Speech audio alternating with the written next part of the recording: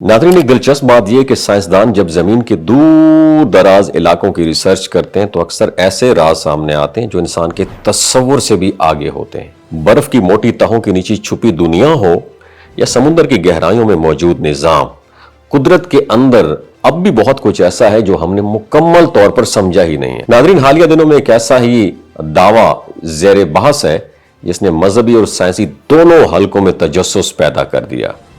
कुछ रिसर्चर्स का कहना यह है कि एंटार्कटिका की बर्फ के नीचे एक वसी ज़ेर ज़मीन इलाका दरियाफ्त हुआ है जिसकी साख्त हैरत अंगेज तौर पर बड़ी मुनज़्ज़म है। और इस तहकीक के मुताबिक बर्फ के नीचे सिर्फ पत्थर या खाली जमीन नहीं बल्कि पहाड़ी नुमा ढांचे, पानी के बहाव के रस्ते और अलग अलग हिस्सों में तकसीम सरसब्ज वादियों जैसा निजाम पाया गया है। जदीद रेडार टेक्नोलॉजी और सैटेलाइट डाटा के जरिए जो नक्शे सामने आए हैं वो एक कुदरती मगर मुनज़्ज़म माहौल की निशानदेही करते हैं। और साइंसदानों के मुताबिक ये इलाका हजारों या मुमकिन तौर पर लाखों साल पुराना हो सकता है। और बर्फ की तहों के नीचे मजबूत माहौल में दर्जा हरारत निस्बतन मुस्तहकम रहता है, जिसकी वजह से बाज़ औक़ात कदीम जोग्राफियाई साख्तें तवील अरसे तक महफूज रह सकती हैं। कुछ माहिरीन का ख्याल यह है कि यह ज़ेर ज़मीन निज़ाम दरअसल कदीम आबी रस्तों और ज़मीनी हरकतों के नतीजे में तश्कील पाया होगा और जमीन की प्लेटों की हरकत, आतिशफशानी सरगर्मी और मौसमियाती तब्दीलियां मिलकर ऐसा पेचीदा माहौल पैदा कर सकती हैं जो सतह जमीन से बिल्कुल मुख्तलिफ होती हैं।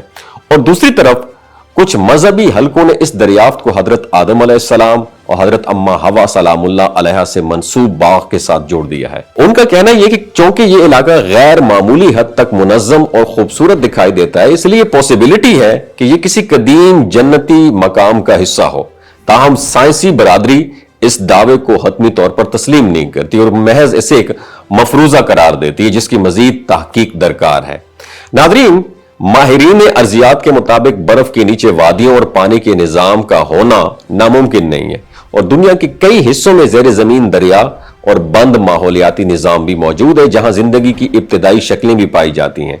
अगर वाकई इस इलाके में पानी का बहाव और कुदरती ढांचे मौजूद हैं तो यह जमीन की तारीख और मौसमी इर्तिका को समझने में बहुत इंपॉर्टेंट रोल प्ले कर सकते हैं। अब एक अहम सवाल यह है, अगर यह इलाका वाकई इतना कदीम है तो यह बर्फ के नीचे कैसे महफूज रहा? और इसकी एक साइंसी वजाहत यह भी दी जाती है कि माजी में जमीन का मौसम सख्त था और मुमकिन है कि यह इलाका किसी सतह पर मौजूद हो और वक्त के साथ मौसमी तब्दीलियों और बर्फानी दौर के बायस यह हिस्सा बर्फ में दब गया हो और यूं हजारों साल तक महफूज रहा हो।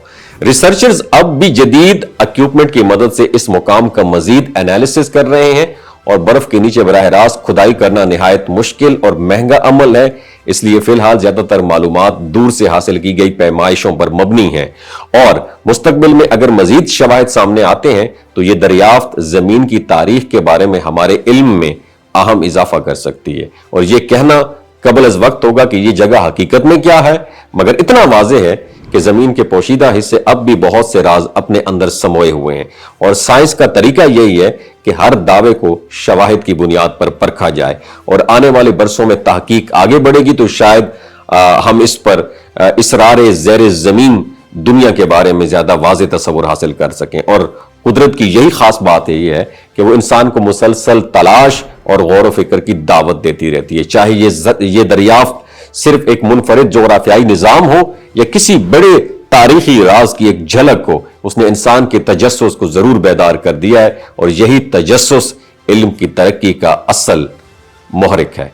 आपकी क्या राय है? नीचे कमेंट सेक्शन में अपनी राय जरूर आगाह कीजिएगा और इस वीडियो को ज्यादा से ज्यादा शेयर कीजिएगा। अल्लाह हाफिज।